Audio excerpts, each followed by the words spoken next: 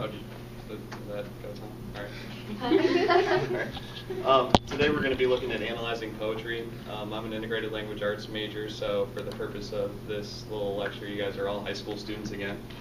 Couldn't have been that too far ago, so try to remember. When you're analyzing poetry, you're basically taking a set of tools and you're using those tools to interpret a poem and gain knowledge about the poem and also in turn gain knowledge about human life. The poem I chose to deal with was a very popular one that I'm hoping you guys might be familiar with. It's Stopping by Woods on a Snowy Evening by Robert Frost. Real quick, raise your hand if you're familiar with the poem or if you've worked with the poem. Okay, if you're not familiar with it, then congratulations, because for the purpose of this little lecture, you are familiar with the poem, so see how easy that was. Instead of reading it, I figured we would have the man himself read it. So here's a little video of Robert Frost reading his poem. Robert Frost was a farmer in a little bit here. Staying up all night on a snowy evening. Whose woods these are, I think I know. His house is in the village, though. You will not see me stopping here to watch his woods fill up with snow. My little horse must think it clear to stop at our farmhouse there, between the woods and frozen lake. Beginning of the year, gives his heart a spell to shake to ask if there is some mistake. The only other sound, the sweep of easy wind and downy flake. The woods are lovely, dark and deep, but I have promises to keep, and miles to go before I sleep, and miles to go before I sleep. That was kind of quiet. I couldn't get the sound to turn up, but we'll be referring back to the poem because, as with most poems, the words are important. Real quick, I need a volunteer. Want to come up and, hold all the power, all the crazy power to take these tools in the poetry toolbox and lay them out over there on the side. And they're tools we're going to be using to help analyze the poem. Growth of poetry toolbox. Now we have two poetry toolboxes. If you kind of they're kind of hard to grab onto. One of them's got to work.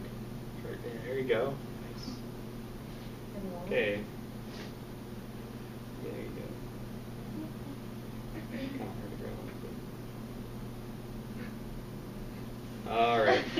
So now that we got, I didn't think that was going to be the hard part, but now that we got all those laid out, we got connotation, title, and paraphrase. Now, with title, you're looking at what first comes to mind when you read the title.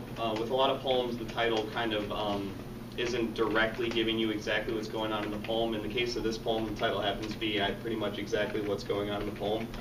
But you also want to ask yourself, what does it make you think about? And like I said at the title of this one, Stopping by Woods on a Snowy Evening, that's basically what is going on in the poem, but what you want to ask yourself is like, what kind of feelings does that evoke? So if you kind of try to put yourself there really quick, okay, you're stopping by woods, you're alone, it's nighttime, there's snow. What kind of like feelings does that evoke, if any? Tess? Yeah. Cold and eerie, maybe? Fear. Lonesome? Yeah, kind of like Afraid. Afraid. Those are all good, and quite possibly stuff that's going on in the poem, depending on how you want to interpret it. The next tool we want to look at is paraphrasing. So first you want to try to put the poem in simpler language, maybe with a poet like T.S. Eliot that uses like convoluted kind of like imagery and stuff like that. It might be more necessary. With this poem, it's pretty much in basic language that you're supposed to understand, but you want to ask yourself what situation is what is the situation of the speaker in the poem and who is the speaker in the poem? So in this case, like, do you guys think the speaker of the poem is a man or a woman? Why did you guys say man? Because he's a man. That's actually, I mean, that's a good way of thinking about it because he did write the poem. But if you didn't know that Robert Frost was a guy, there's really nothing in this poem that directly, says this is a guy or a girl. Unless, Tess, did you have something? You're raising your hand. No. Isn't he like driving a cart from like the village? Maybe like that was like sort of a manly thing to do back then. I That's think quite it's possible. a woman. Why do you think it's a woman? Because look at those lines where it says the woods are lovely, dark and deep. Mm-hmm. Like it sounds more feminine to me. It's more feminine. Definitely women. No Yeah. man can fit on a little horse. And then But that's actually an important observation, which brings me to our next point, which would be connotation, which is a tool that you can use. And before you deal with connotation, you want to work with denotation, which is the literal meaning of words. So, for example, like he just said, it's important to note that it says little horse. I mean, there's a reason that he used the word little to describe the horse. Another thing that just kind of pops out to me when I think about denotation is at the start of this stanza here, he gives his harness bells a shake. You got to be kind of questioning that, because if the person was riding on horseback, then there would be no reason for a harness in the first place. So it kind of makes you wonder, like, okay, why are there harness bells involved in the first place? And then, so that brings me to connotation, which is an idea or feeling that a word evokes. You're looking for like a strong emotional cue or something that stands out. Is there anything that might be connotation in the poem that really stands out to you guys at all?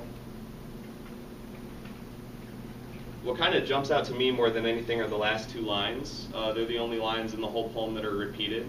And an important thing to question is, why is that line repeated? Why is it the only line that's repeated? What do you guys think his purpose was with maybe doing the line twice to end with, rather than just why not just put it down once?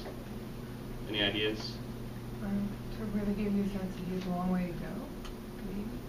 That's sort of the way I interpret it.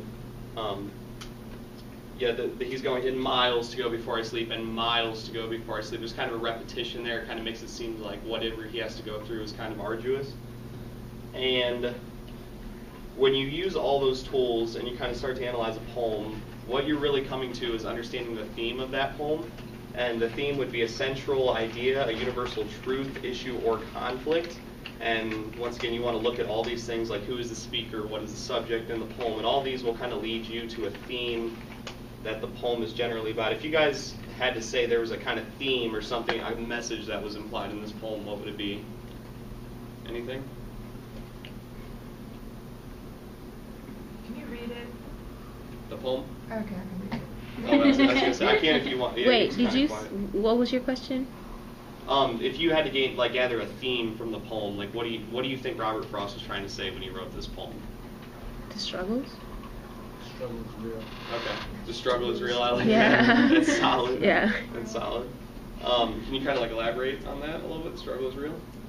Sure. I mean, it's been a while since I've read the poem in its entirety, but from what I remember, it just kind of it's just like wherever this person is going, it doesn't seem like it's a pleasurable trip. It seems like a really. There are obstacles. It almost seems like a really arduous chore, and I kind of want to get it over with.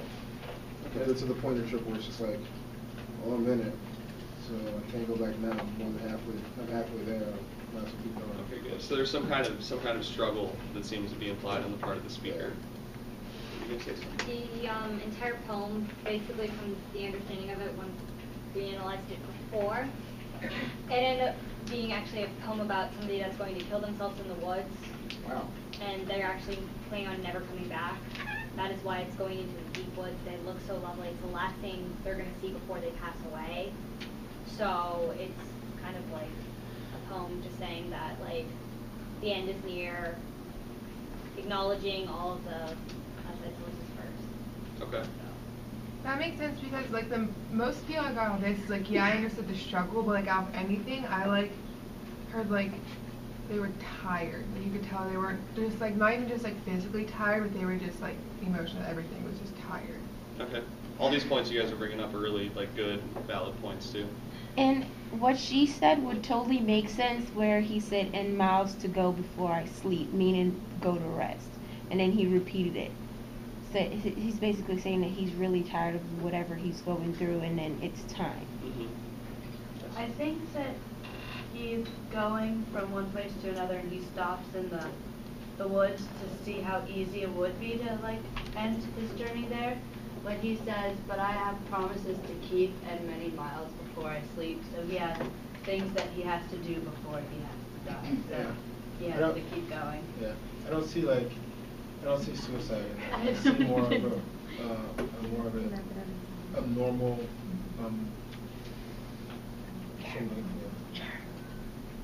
optimism for death. Not saying I want to take my life, but like I just kind of want to reach the end of the race. Okay.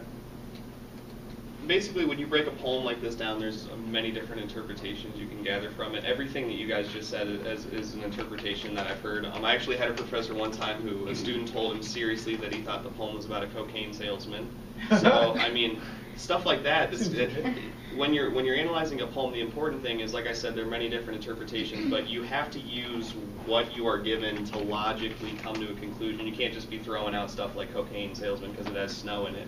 But you have to use what you have in order to make inferences and kind of get what the poet is trying to get you to get out of the poem. So, in the end, what does it all mean? By using the tools of title, paraphrasing, connotation, what is the reader to gain from the poem? Basically, you can kind of I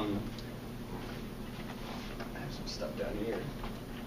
First of all, you can kind of understand the theme that is being expressed in the poem. This might have greater implications on life. That kind of allows you to draw from your own personal experience. Some person might find suicide in the poem, while another person finds, something else.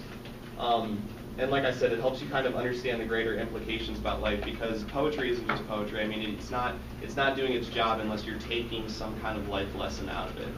So that is my presentation on analyzing poetry.